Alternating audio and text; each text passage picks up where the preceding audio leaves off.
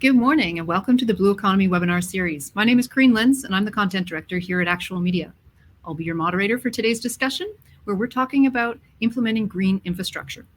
Before I jump in and introduce today's panelists and our sponsor, I'll give you a quick tour of the Crowdcast platform.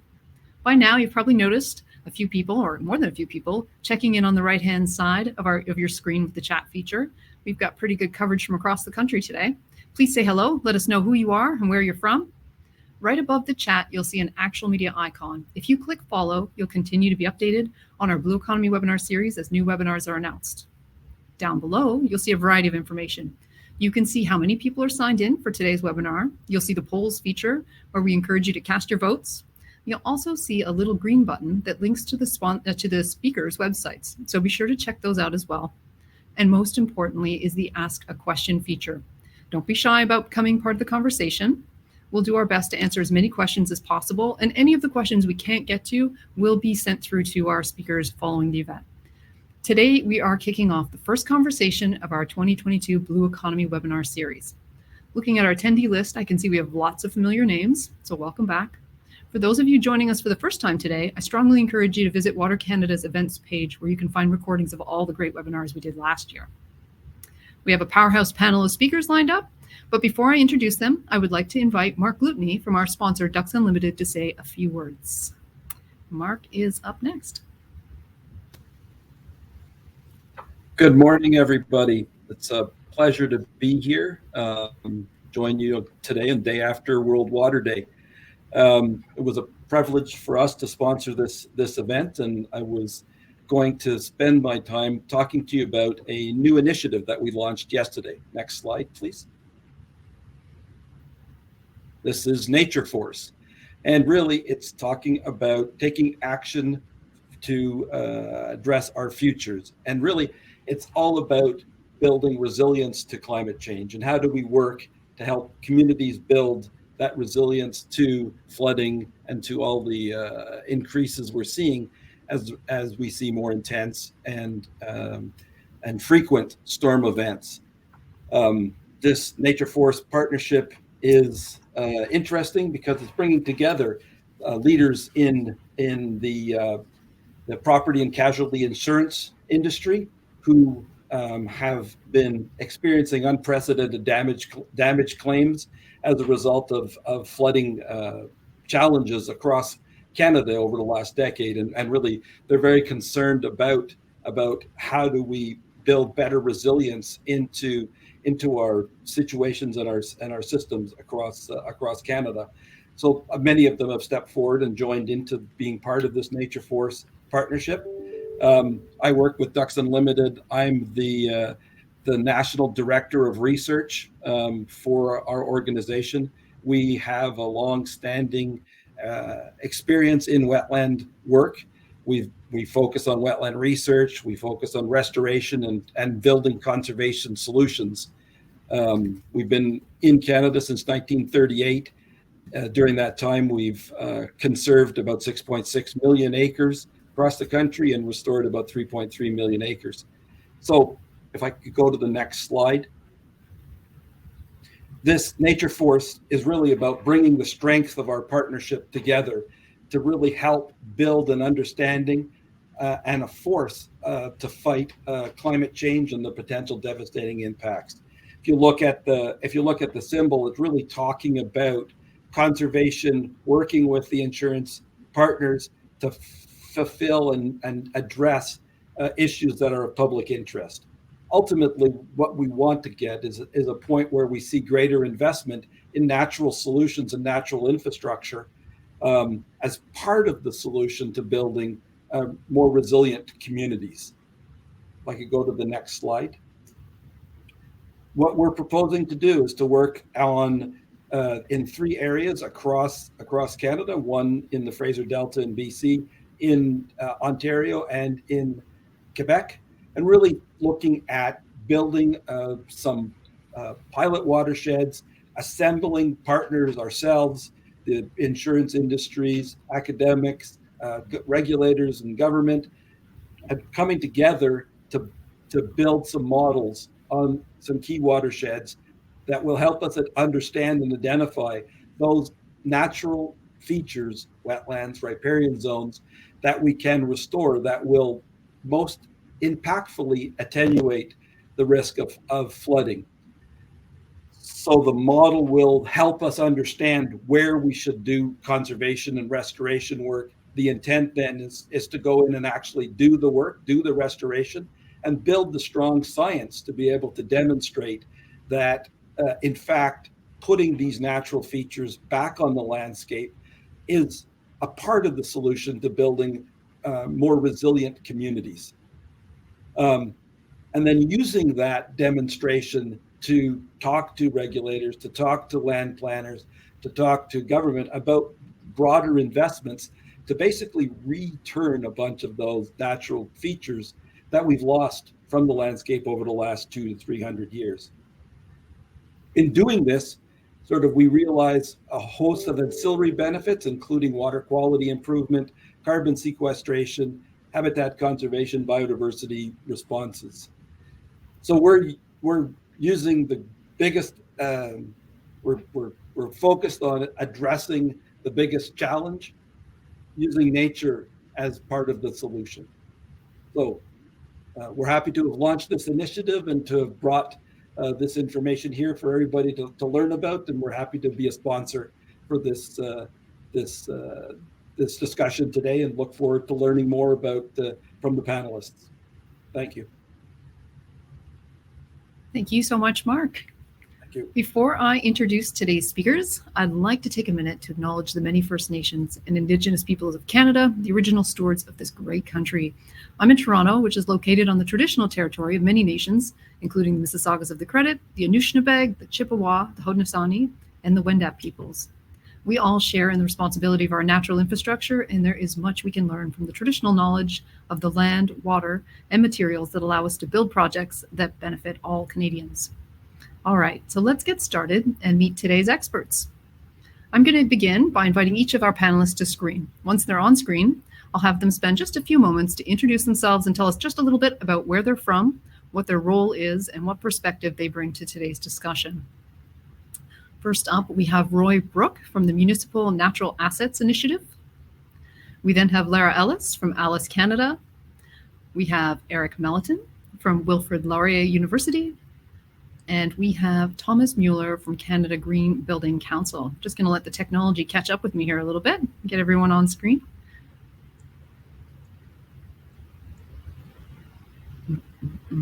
This is where we need the Jeopardy theme song.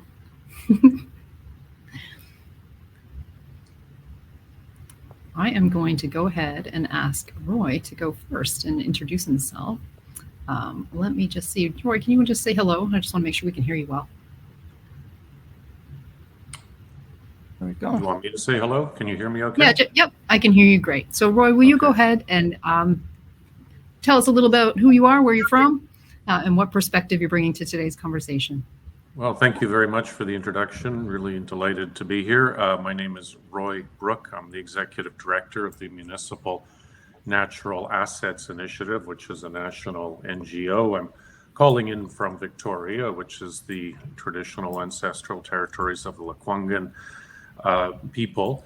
The Municipal Natural Assets Initiative, we work with local governments across Canada to help them understand, account for, and ultimately protect and manage natural assets as a vital part of any of their resilient infrastructure systems. So in other words, instead of seeing nature as something that is merely attractive, we help local governments understand it as a vital component of delivering core services in a changing climate. And we also work at a bit of a normative level as well, with national standards and professional standards, for example, because our goal is to really make this a broadly based practice across Canada. We've worked now in about 100 local governments, depending on how you cut the numbers. But there's 3,600 local governments across Canada, and we're hoping to make it a broadly based practice in all of them. So that's me. Thanks very much. Thank you. All right, Lara, you're up next. Great. Thanks so much for the opportunity to be here. And it's great to see how many people from across Canada have logged in. Great geographic scope.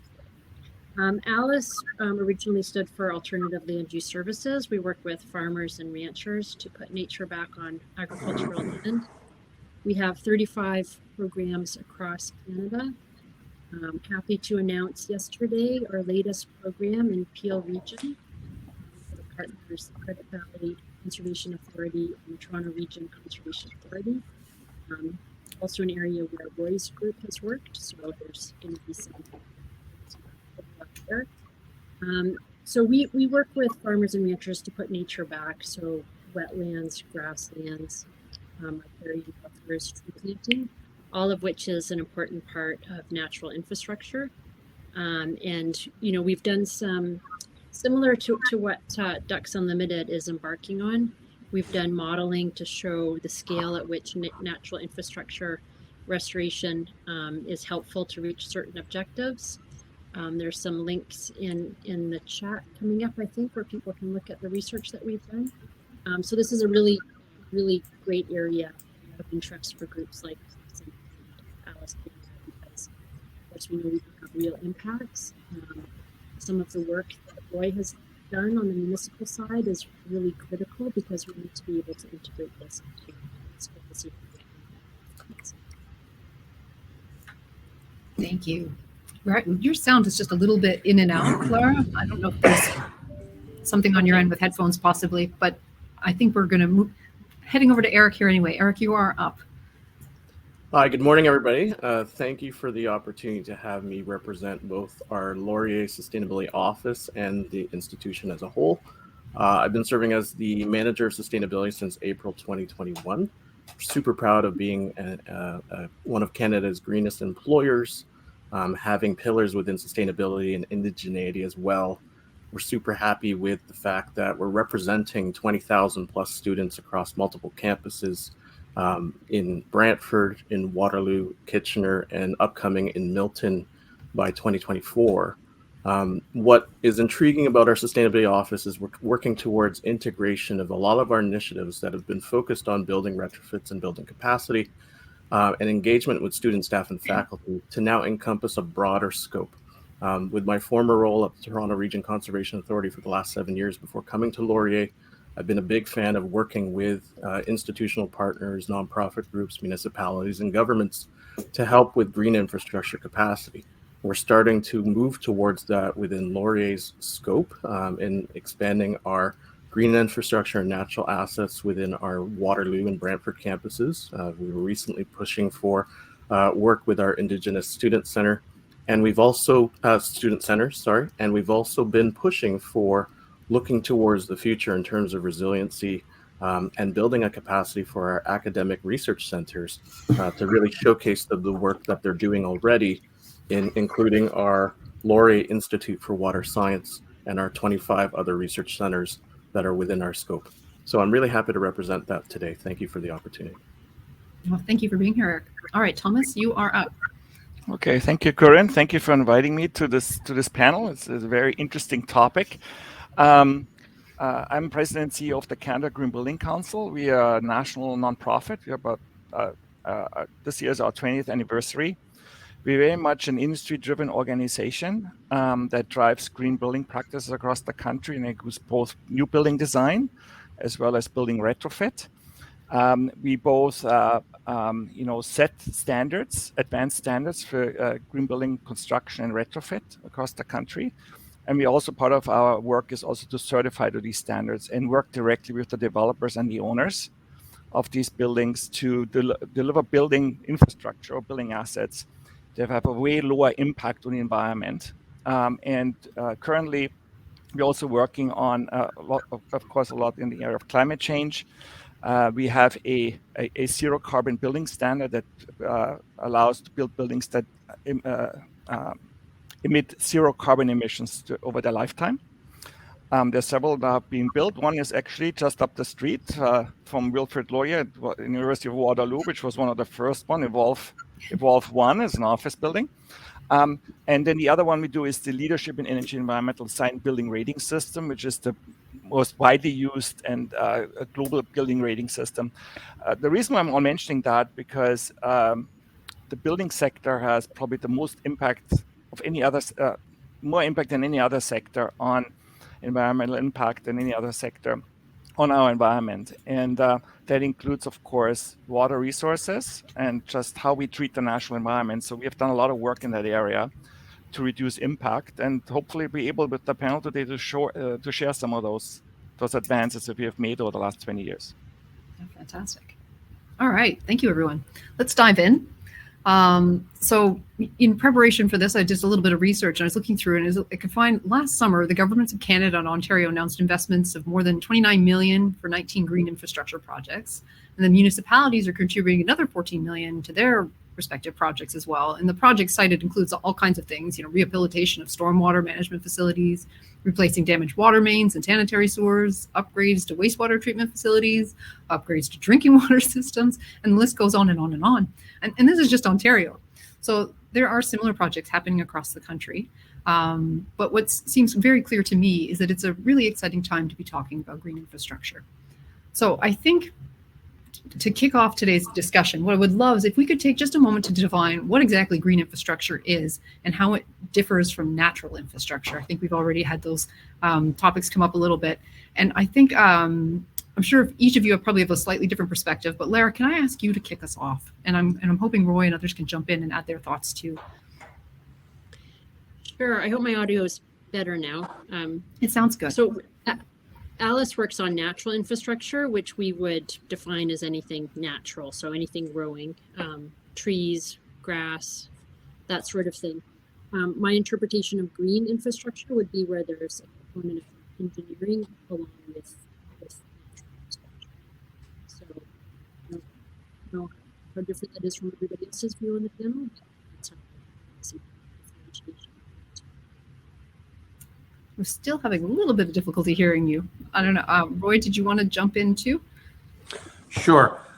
So we see, and I'm going to pop something in the chat in a second. We define green infrastructure, green infrastructure as a broad category that includes three things: natural assets. So think here of forests, riparian areas, wetlands, and then enhanced natural assets. So for example, bioswales and rain gardens and things of that sort, and then engineered natural assets. So think here of permeable pavers and green roofs and the like. So it's a broad category, a broad continuum. Our work is primarily focused on that first category, as I think Lara's is also. That is the natural assets part of it, but it's all part of an integrated system. Perfect. Eric or Thomas, would either of you like to add anything to that? I sure can. I think I want to take it. Maybe I totally agree with that description that Roy just provided. And we on the building side, we work more on the engineered infrastructure side, as well as, of course, as restoring or just protecting natural environments from development as part of larger developments, of course. But I think there's also discussion going on right now at the federal level around what we look at it as sustainable infrastructure, which is really, I guess, maybe the higher level term that includes both the natural and the green infrastructure. But it's also recognition that infrastructure in our minds is not just it needs to integrate, needs to include buildings, and it includes the natural systems. So I think the really interesting shift that we're seeing now at the federal government that we are working with is the natural infrastructure assessment. For the first time, that buildings and natural systems actually acknowledge being part of infrastructure. And as such, if the natural infrastructure assessment is carried out, that there's actually funding available on a federal level as part of infrastructure investment. So I think that's a really important part to keep in mind to really talk about sustainable infrastructure, aside from the fact what that infrastructure should look like and how it should be designed to reduce impacts on the environment, like from the pipes to the wastewater treatment plants and so on. So it's a higher level term. Thank you. And Corinne, Yeah. I guess from my side, taking from what Roy and Thomas had mentioned, spending the last 7 years working directly with the industrial, commercial, institutional sector, and now being an in-house institutional representative, what's really interesting is that that perspective or definition is harder to understand from constituents from our side now. It's like redefining this from within, enhanced and engineered. What Roy has said, that's what I use in the industry. But kind of framing that so businesses and constituents and institutional partners can understand this is the best way to kind of move forward with establishing resiliency. This is the best way to get kind of bang for your buck in terms of retrofit investments. There's a health and wellness aspect that's incorporated into green infrastructure.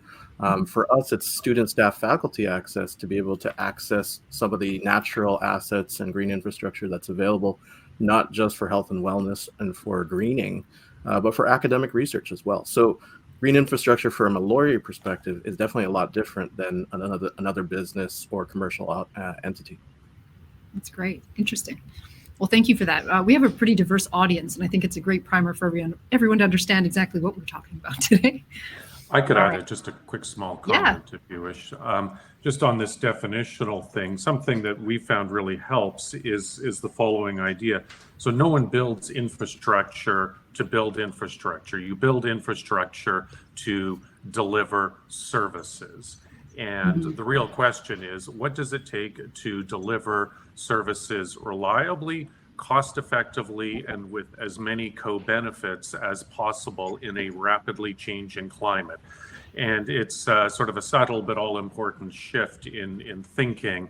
And I think when we start to look at infrastructure through that service delivery lens, as opposed to saying we have to build the same thing as last year but 10% bigger, you get into sort of a slightly different mindset that, in my view anyway, sort of predisposes us to start thinking a little bit more about the importance of nature. That's great. Thank you. So there's little doubt the green infrastructure certainly is getting a lot more support than it once did.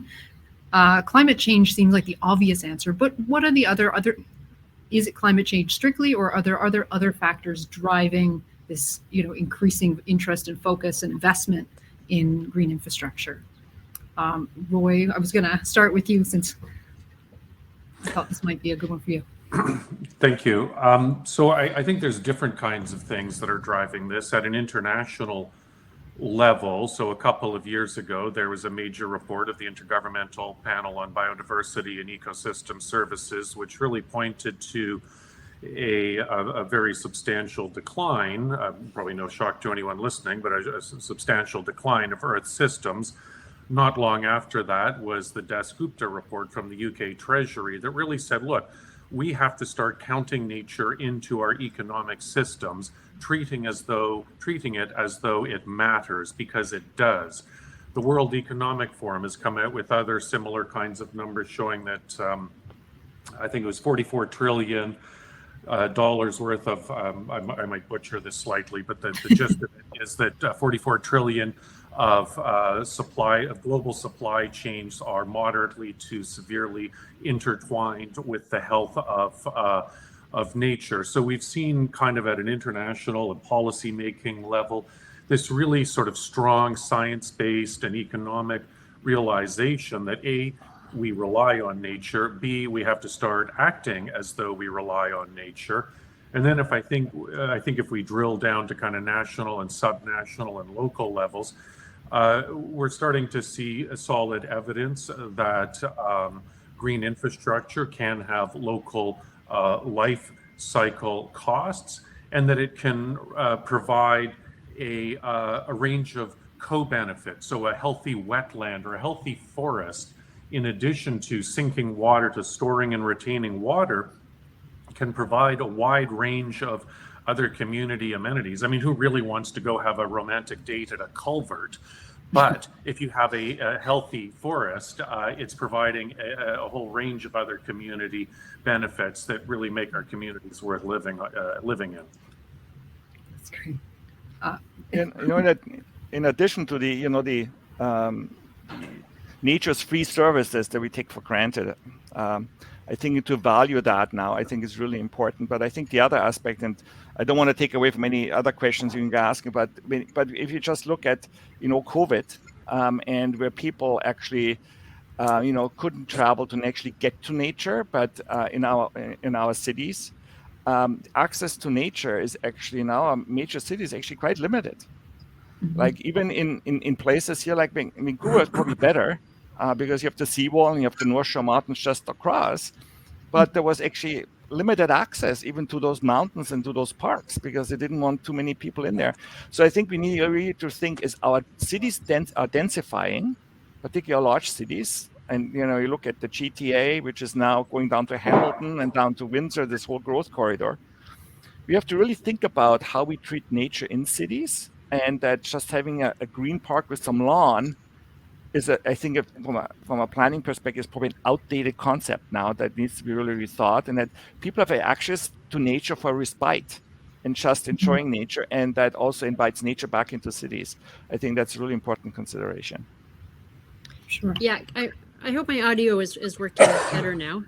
I think that in terms of investment in nature-based solutions, climate is one very important issue, but biodiversity loss is as well.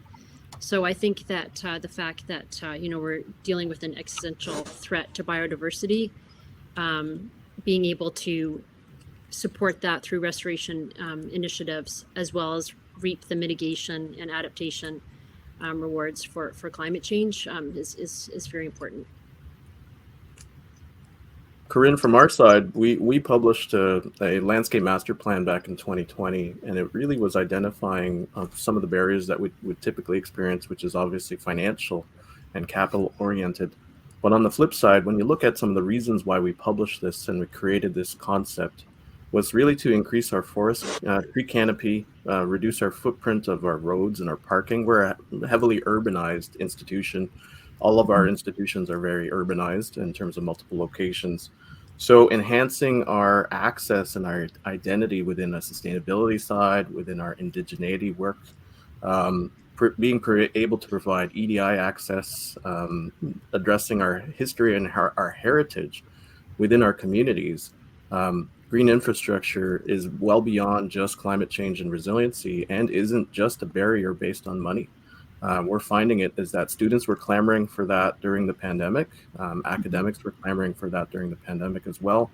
Outdoor classrooms became kind of vogue again, to be able to build that capacity here. We're excited for that, that people are re-engaging their interest in nature and being able to provide those resources and access and experiential opportunities that green infrastructure and natural infrastructure can provide. Makes sense. I would love it if anyone would be interested in digging a little deeper in the whole resilience factor. We did a really interesting webinar back in January on resiliency relating to major infrastructure projects. And a lot of the focus in that conversation was actually around communications between all the various stakeholders involved in the industry. What role can green infrastructure play in promoting resilience?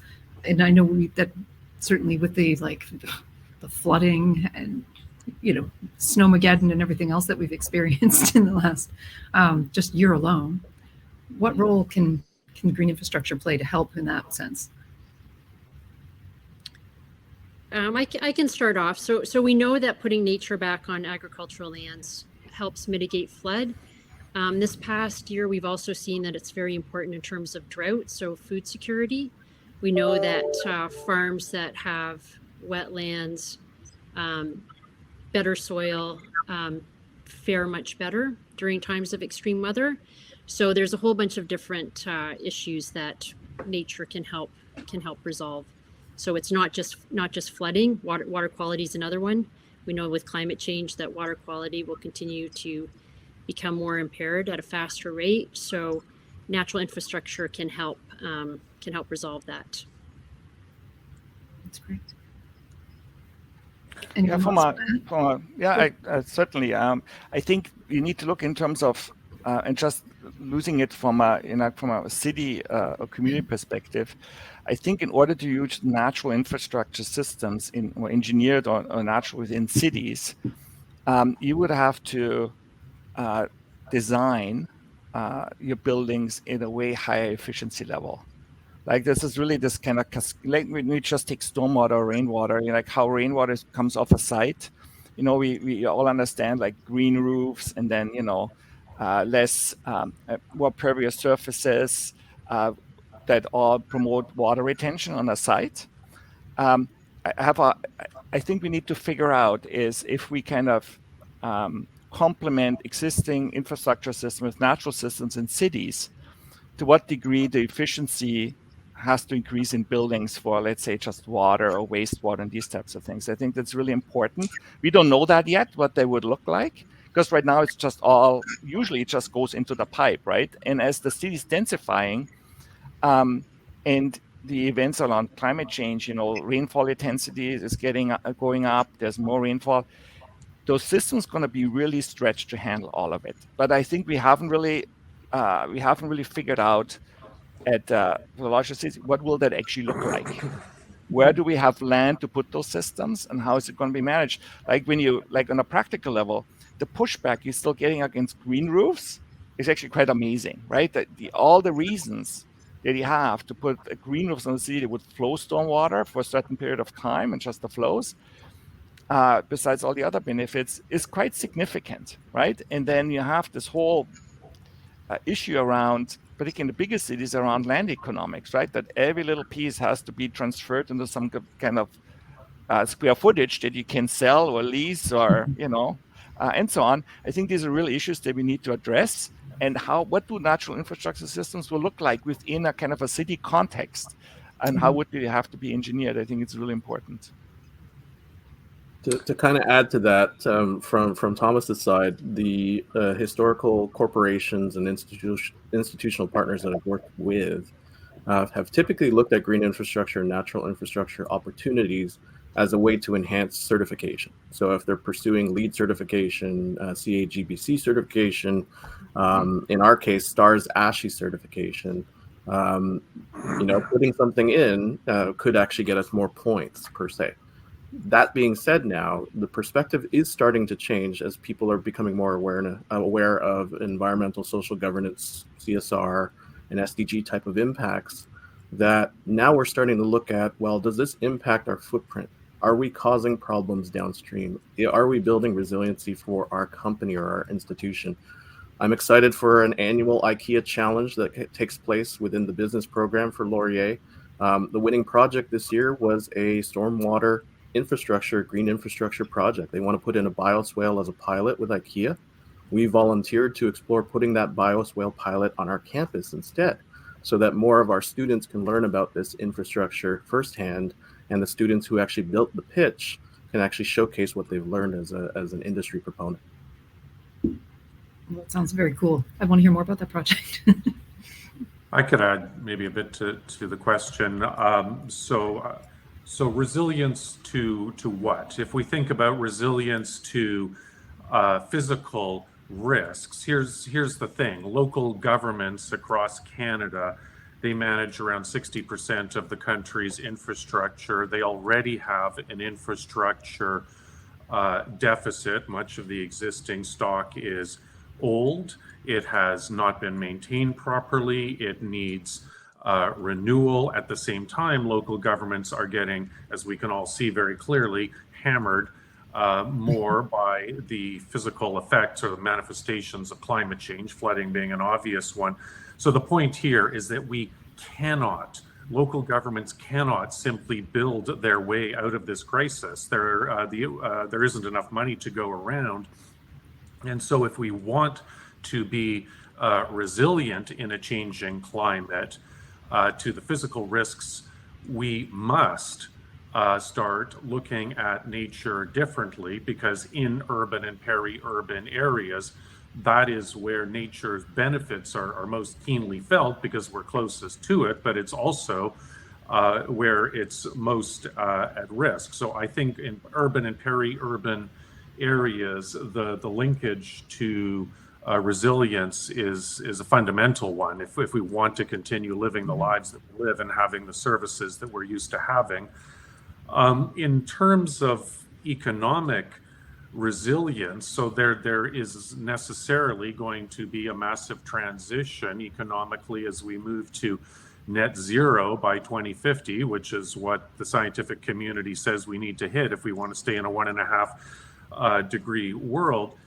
And if nature is not preserved in that scenario, then we're going to limit our options for an effective transition.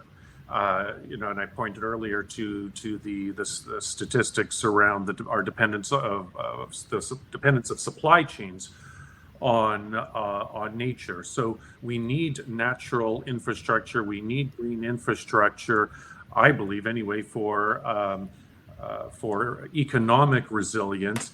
And I also think it's going to be the case that in this transition, there'll be some winners and there'll be some losers. But if I were going to university tomorrow, I would be thinking about green infrastructure, natural assets, all of this stuff as one of the most wonderful and inspiring growth areas of the economy. No, that's well said. I think and I can see that at least in the interim of the next 10 years, as companies, and that includes those in the real estate sector, looking for solutions to reduce the carbon footprint of their building portfolios, they'd be looking for offsets. And these offsets could actually flow into natural assets and natural systems. They could actually see a real boost. We're already seeing that with some real estate companies, they're buying forests and those types of assets for carbon offsets, actually. So it could be really, if guided properly, it could actually be really quite positive.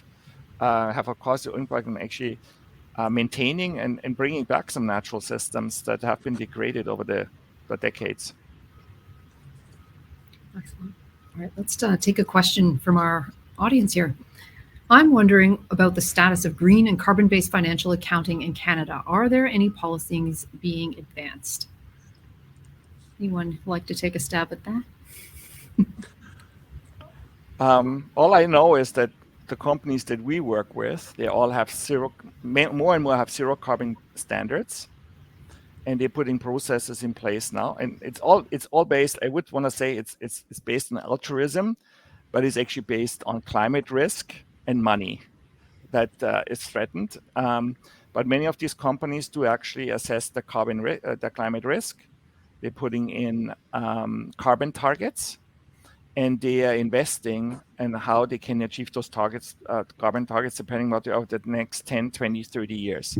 So there's a whole shift in sustainable investment that happens both in institutional investors like pension funds, as well as real estate investment trusts, and now more recently also equity investors to attach carbon performance to their investments, which is a very positive development. And that's also linked to the offsetting, right? So there are standards for sustainable investing that are evolving both globally and nationally. But that still is an area that still needs to be sorted out because there are too many standards, and they all want one standard. Typically, everybody wants one standard. It will take some time, but the standards are around guiding investment in carbon emission reduction. Thank you.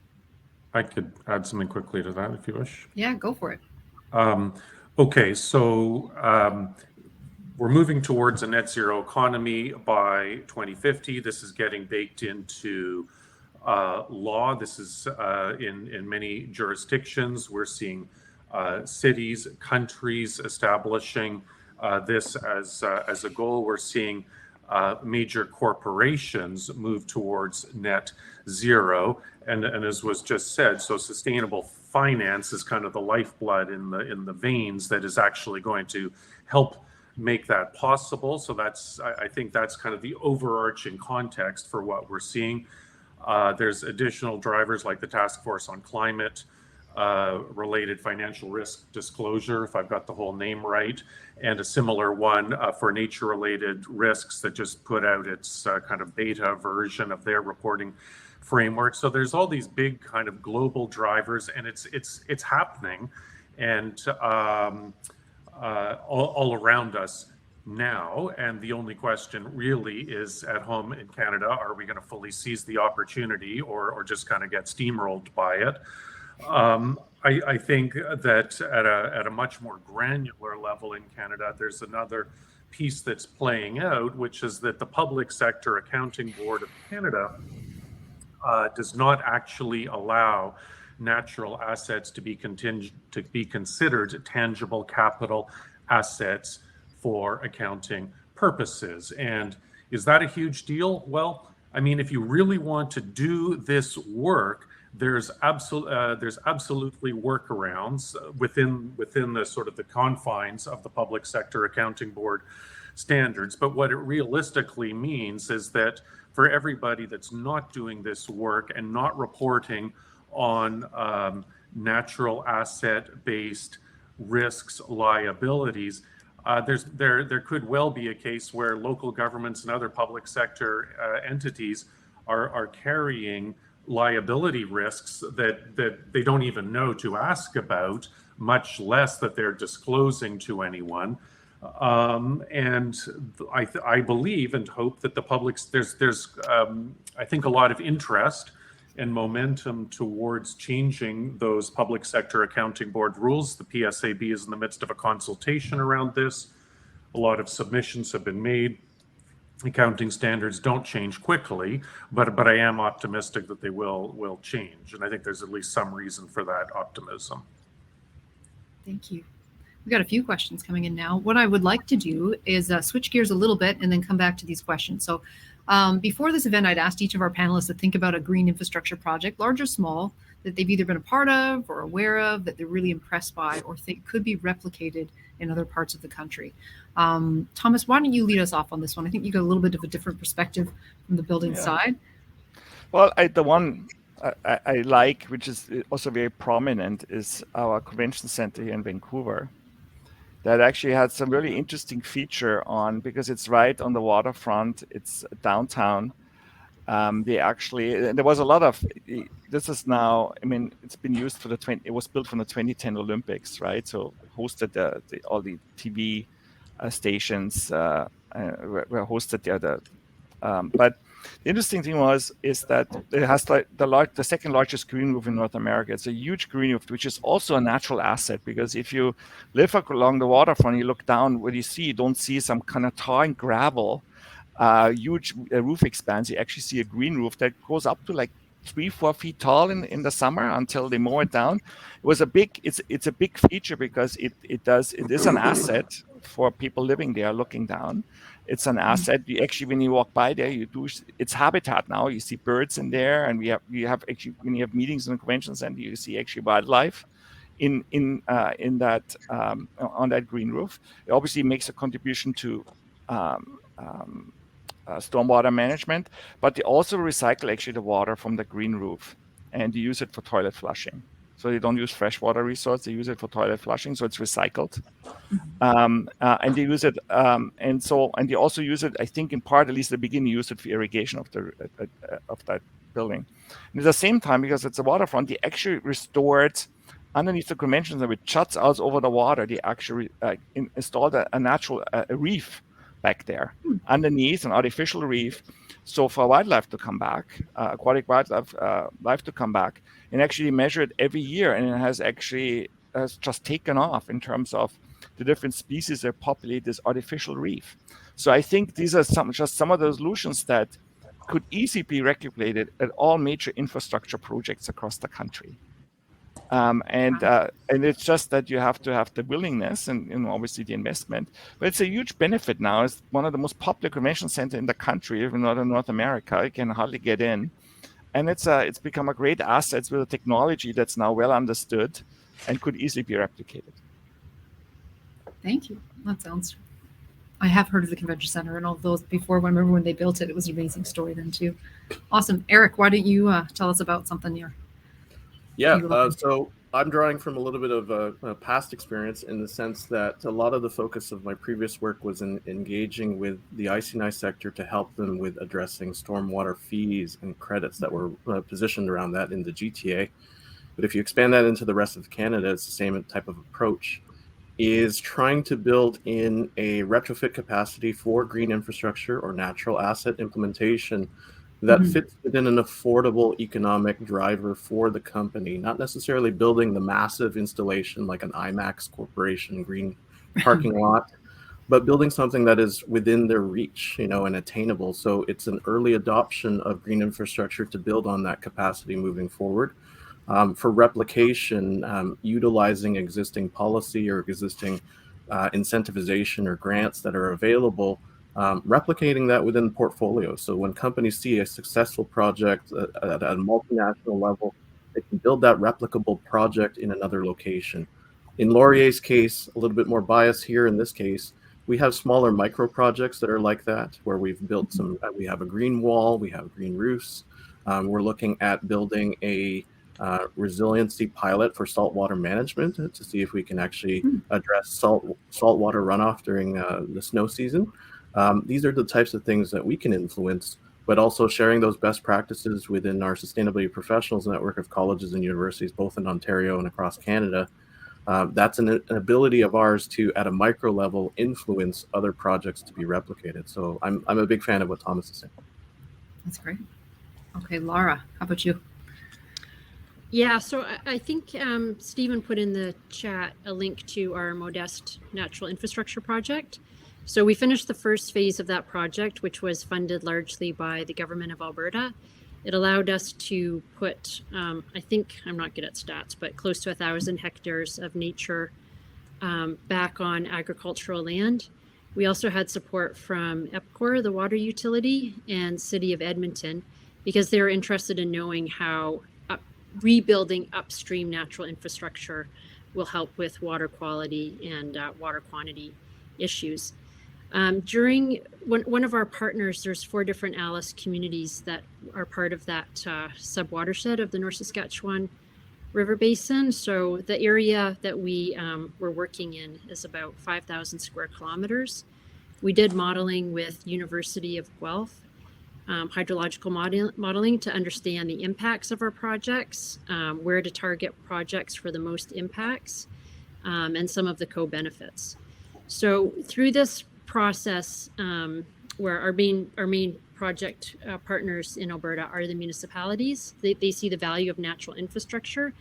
But when we actually get to trying to figure out on the operational side, financing and the relationship between built infrastructure and natural infrastructure, we identified some information gaps.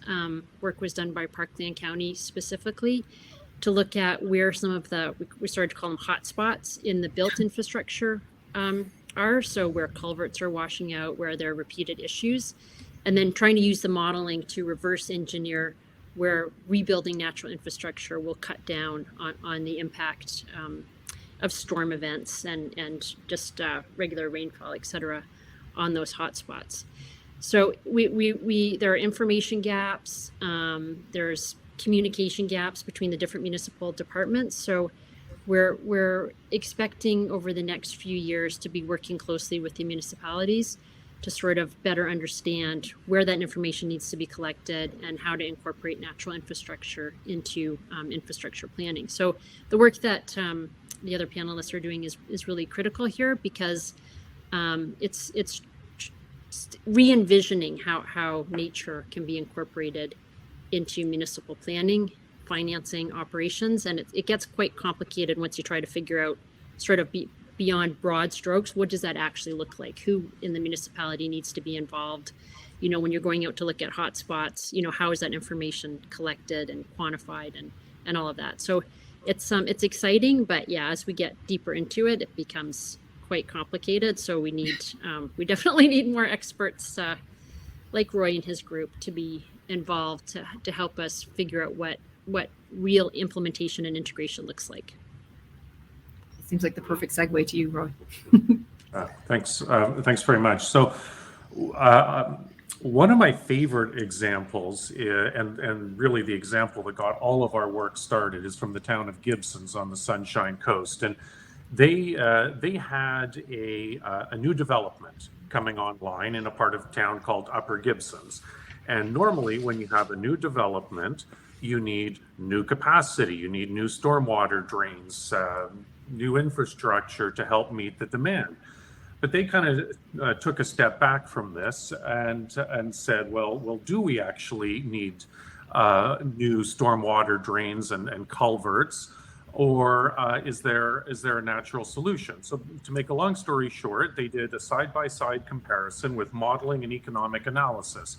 And they figured that an engineered solution would require a couple of stormwater retention ponds and about 4 kilometers of trunk line at a cost of about $4 million capital plus operating dollars, which a small town like Gibson's doesn't have jingling around in their pocket. Then they modeled out a different option, which is, well, what would happen if we did some upgrades and some maintenance in the forest? In this case, it was called White Tower Park. And they found that, in fact, if they do a bit more maintenance and a bit more upgrading and upkeep, it would cost them $800,000. Still not free, but those are operating dollars, so they don't have to borrow them. It's spread out over time, and you don't have the additional kind of carbon sunk as you would have with the new culvert and retention ponds, and the whole thing was cheaper. And in fact, in some cases, they've been able to. So when you have a new development, you need to levy development cost charges on the development to pay for the increase in capacity. In this case, they were able to drop the development cost charges by about 72%. Because it's cheaper. Now, it's obviously not going to work out that neatly every single time, but it's a pretty great example, was very inspiring for many of us. And one of the things I probably like most about it is that it's built on a municipal asset management platform. And here's the thing, in Canada, you can like it, you can dislike it, but you have to do asset management.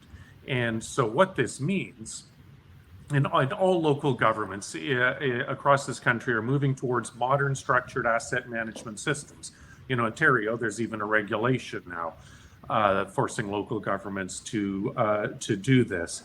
And so what this means is that kind of example that Gibson's did is inherently replicable, is inherently scalable, precisely because it is built on a platform that is becoming ubiquitous. Wow. Lots of great inspiring projects here for everyone to go do some home research on, I think. All right, we're running through time really fast here. We have about 8 minutes left. I'm going to try and grab another question from the audience, and then I'd like to get a chance to get back and for all of us to wrap up a little bit. So let's see what we got here. Let's see. What is the track record on maintenance-free green infrastructure? In this regard, I would assume natural assets are a preferred option over green infrastructure. Yeah, if I can jump in there. So natural infrastructure is not necessarily maintenance free. Alice, our farmers and ranchers receive money each year to maintain their projects. So we know that wetlands in Ontario are very much impacted by Phragmites. It's an ongoing maintenance issue to make sure that that invasive species doesn't take over. Fencing to keep livestock out of riparian areas needs to be maintained. So I think that whereas the cost of natural infrastructure is very competitive with built infrastructure, there are ongoing costs. So in terms of operating funds from municipalities or other investors, the ongoing maintenance is absolutely essential.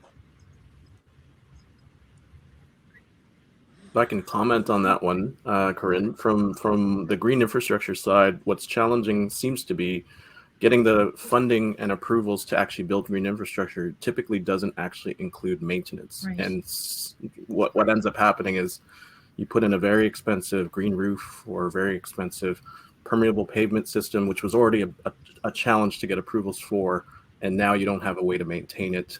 It's actually additional work. And to some extent, unfortunately, some of these projects get neglected.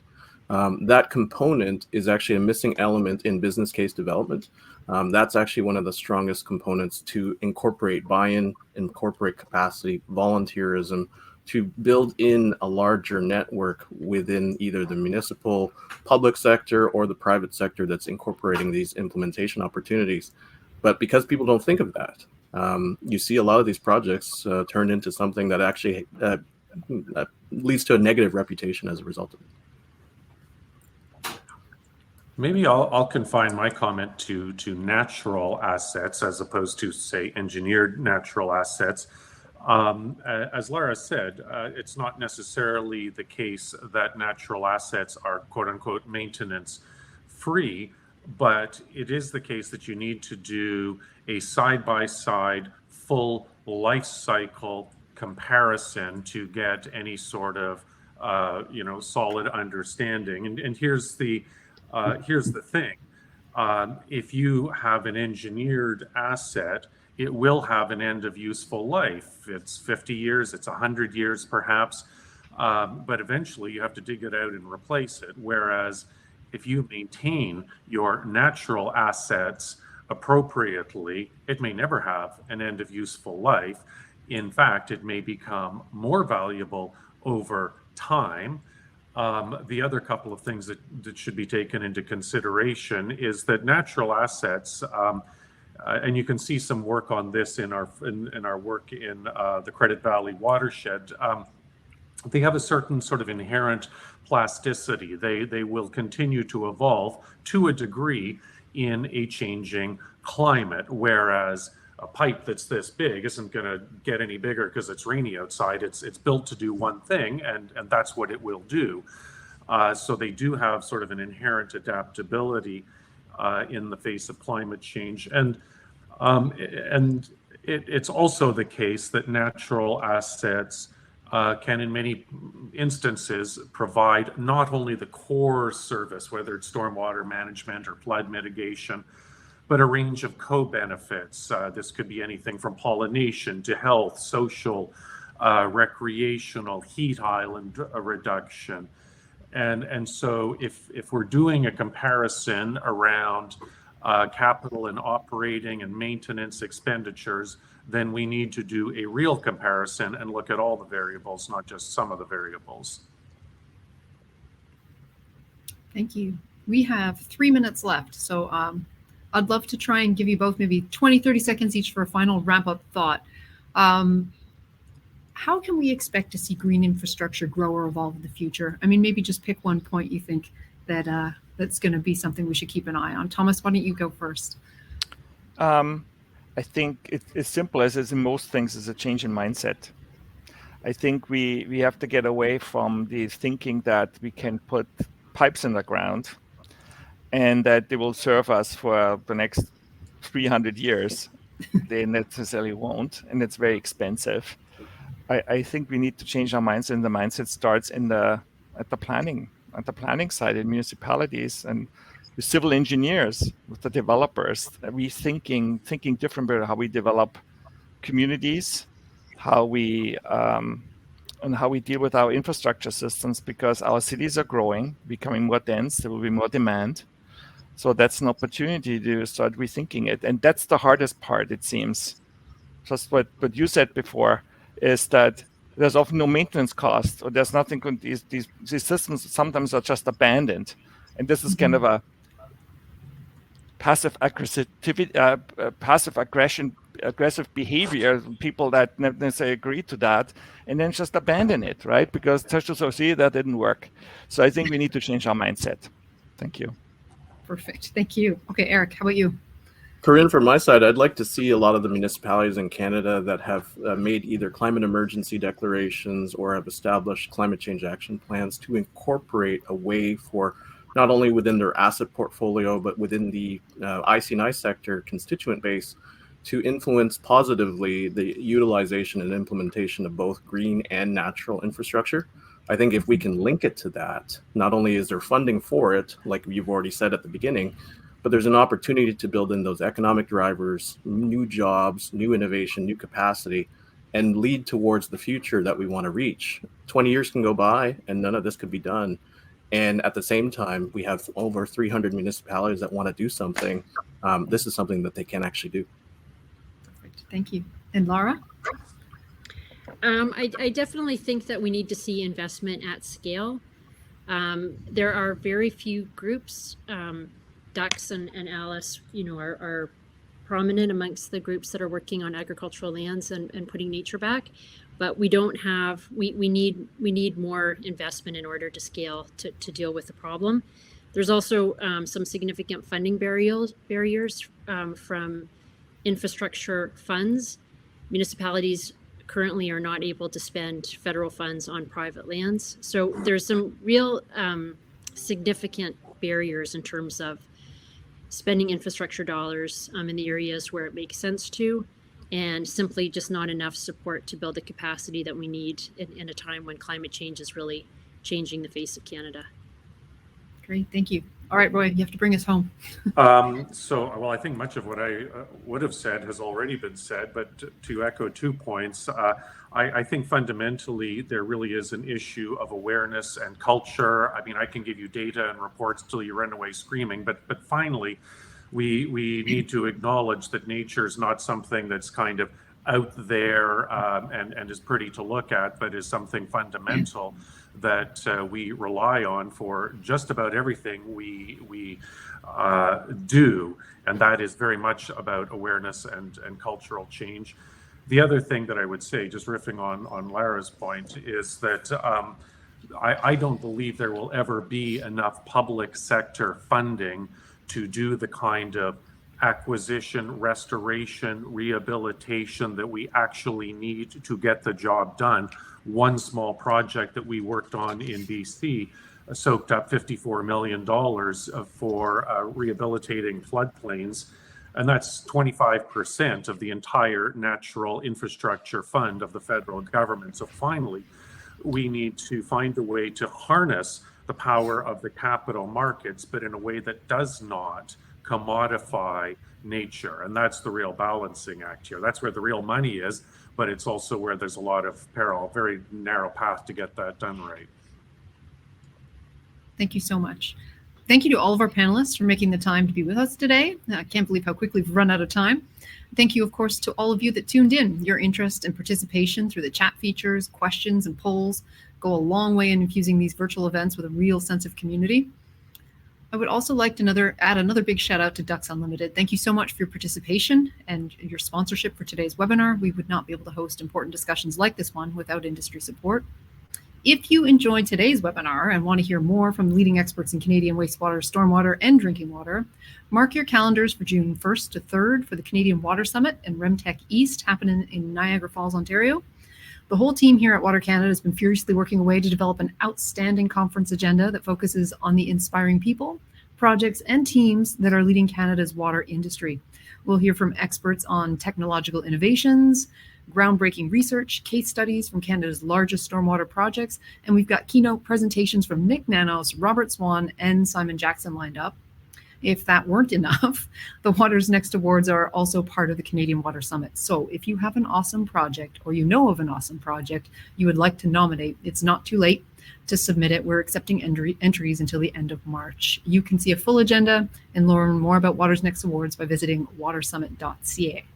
So thank you again for joining us today. Keep an eye peeled for more updates on the Canadian Water Summit and upcoming Blue Economy webinars, and we will see you next time.